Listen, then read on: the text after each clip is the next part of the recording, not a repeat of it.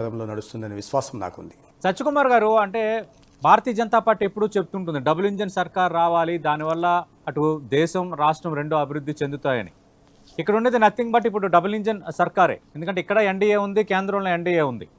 అంటే మీరు జట్టు కట్టడం వల్ల, ఆంధ్రప్రదేశ్లో కేంద్రంలో ఎన్డీఏ ఉండటం వల్ల ఈ ఏడాదిలో ఆంధ్రప్రదేశ్ జరిగిన మేలేంటి? దానికి ఉత్తరప్రదేశ్లో రెండోసారి అధికారంలోకి వచ్చినా, లేదా హర్యానాలో మూడోసారి, లేదా గోవాలో మూడోసారి, అంటే ఈ గత 11 సంవత్సరాల్లో జరిగిన ఎన్నికల్లో గుజరాత్లో మళ్ళీ వరుసగా 5 సార్లు పవర్లోకి వస్తున్నామంటే ప్రజల ఆశలకి ఆకాంక్షలకి అనుగుణంగా ప్రభుత్వం నడుస్తుంది. దానికి కారణం పైన కింద ఎన్డీఏ ప్రభుత్వాలు ఉండడం వల్ల.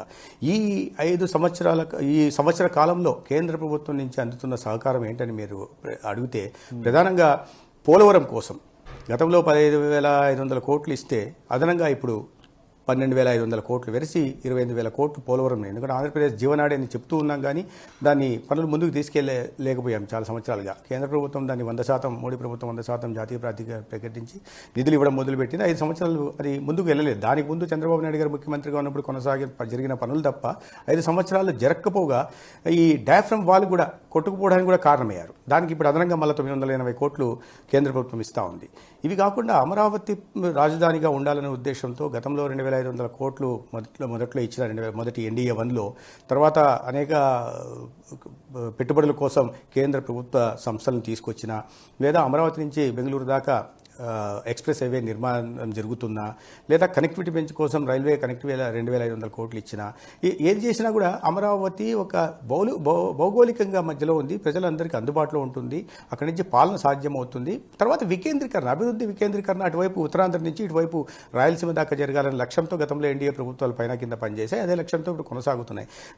రాజధాని ప్రాంతానికి అదనంగా ఇప్పుడు 15,000 కోట్లు గ్రాంట్ రూపంలో, అది రుణమైనప్పటికీ కేంద్ర ప్రభుత్వం చెల్లిస్తుంది కాబట్టి రాష్ట్రానికి సంబంధించిన వరకు అది గ్రాంట్ అవుతుంది. అది కాక 11,000 కోట్ల దాకా అడుకో నుంచి రుణం ఇవ్వడం, రాజధాని నిర్మాణం కోసం ఈ రకంగా ప్రయత్నం చేయడం. తర్వాత మీరు బీపీసీఎల్ కానీ లేదా ఇతర హెచ్పీసీఎల్ కానీ ఇవాళ పెద్ద ఎత్తున పెట్టుబడులు పెడుతున్నాయి. ప్రధానంగా ఎన్టీపీసీ 1,85,000 కోట్లు గ్రీన్ హైడ్రోజన్లో ఇవాళ పెట్టుబడులు పెడతా ఉంది.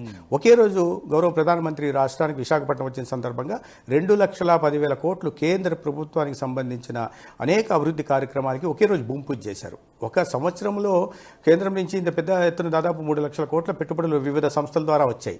అదేవిధంగా రాష్ట్రంలో కూడా చంద్రబాబు నాయుడు గారి నాయకత్వం వల్ల, వారి నాయకత్వం పట్ల విశ్వాసం పట్ల దాదాపు 9,50,000 కోట్లు వారి పెట్టుబడులు రాష్ట్రంలోకి వస్తున్నాయి. నాయకత్వం పట్ల విశ్వాసం వల్ల కేంద్రం నుంచి ఇంత పెద్దన సహకారం అందుతుంది.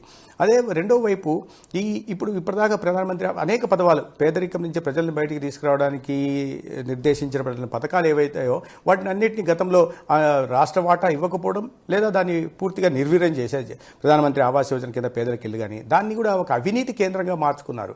జగనన్న కాలనీ పేరుతో అవినీతికి పాల్పడ్డారు, కానీ పేదలకు ఇల్లు నిర్మించి ఇచ్చాలనే ప్రయత్నం గత ప్రభుత్వం చేయలేదు. ఇప్పుడు మళ్ళీ ఊపందుకున్నాయి.